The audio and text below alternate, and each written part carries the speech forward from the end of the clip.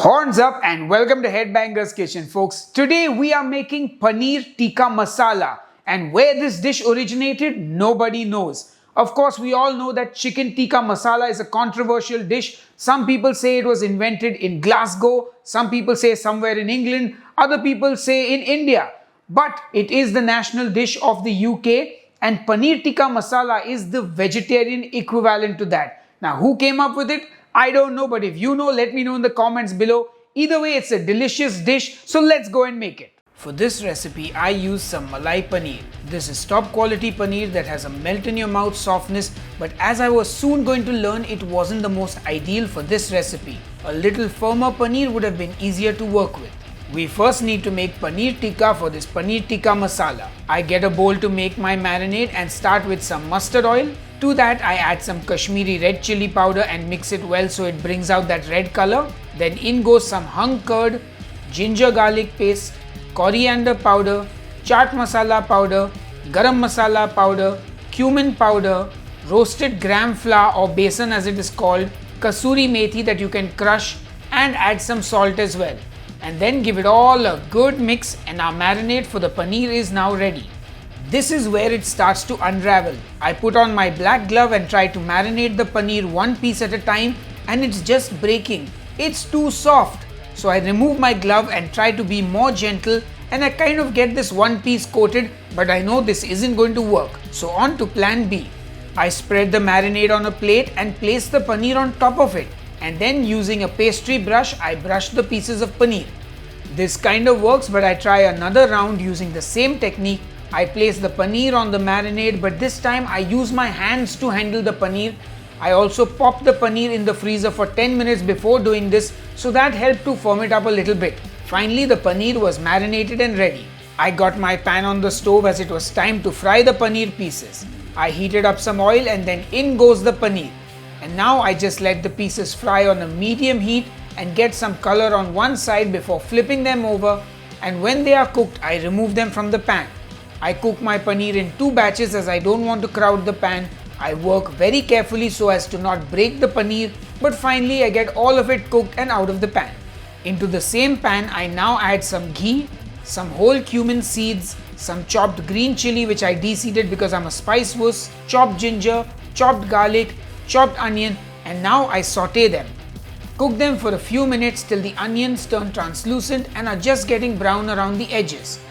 Then in goes some more Kashmiri chilli powder, coriander powder, turmeric powder, garam masala powder, salt, and some more roasted gram flour or besan. And now we fry this for a minute or two to cook out the raw flavor from the spices before adding in some fresh tomato puree. You can also use canned tomatoes or store-bought puree, no problem. I also add in some cashew paste made with just cashew nuts and water. Cover it and cook well for 10 to 15 minutes, and make sure you open it up and stir it every once in a while to make sure that nothing is sticking or burning. Then I hit it with the hand blender to smoothen the sauce, but you can leave it nice and rustic if you like. You can also put it into the food processor and strain it to make it even smoother, but this is good enough for me. Then in go some chopped green bell peppers, and I like the bell peppers to have some bite, which is why I add them towards the end of the cooking and not before.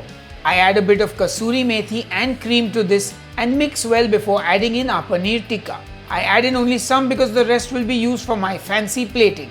Mix well and finish with coriander and some more cream. And our paneer tikka masala is done and ready. I serve that paneer tikka masala with some rice, and just for the photos, place more paneer on top. Garnish with coriander, and it is finally done and ready. Alright folks, it's time to taste this Paneer Tikka Masala, and before I dive into this, I have to talk about two things.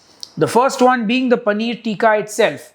I used malai paneer, which is extremely soft, and it made marinating the paneer and cooking it quite a task. However, I did manage to get it done, but my recommendation is to use a firmer paneer when making a dish like this. It'll just make your life easier. Also, one thing I would do to this dish, which I could not do today, is I would coal smoke this dish because it gives it a lovely smoky flavor. So either the paneer, while it's marinating, you put a coal in a bowl and you put some ghee on it and you smoke the paneer, or at the end of the dish you just do the same in the saucepan itself. but I don't have a coal at home anymore, so I couldn't do it. But that's something to keep in mind. Anyway, enough jibber jabber. Let me get down and tasting this dish. Oh, that's a big piece of paneer. I'll break it into half. Oh, that's yum. And it's spicy though. Ooh. Ooh. I don't know if my spice tolerance has gone lower, or the Kashmiri chili that I bought a little spicier than normal, or those green chilies even without the seeds have a lot of spice. But it is still very delicious. I love that the peppers still have a crunch to it. So that's the other thing. I put the peppers in right at the end because I don't like peppers that are like completely mushy and almost melted into the sauce. So this is perfect for me.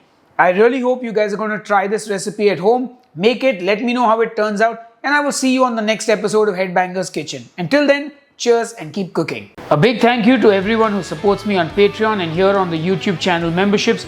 You are all awesome. Thank you so much for the support. And let me know, do you want to see more paneer recipes? Would you like some chicken recipes? Maybe some beef recipes? Maybe some Thai food? Maybe some Japanese food? Maybe some more Indian food? Let me know in the comments below. Cheers.